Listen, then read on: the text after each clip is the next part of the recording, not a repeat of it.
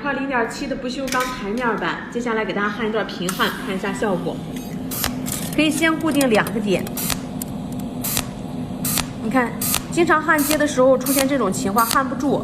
焊不住的话，是因为你钨针尖跟板材离得太远。所以说，你可以把这个钨针尖轻轻碰在板材上，这样沾一下针，沾出一个焊点来。然后从这个焊点的尾部出发，一个点压一个点，压过来就可以。看一下，这就是冷焊机的一个焊接效果，焊点非常白亮，温度低。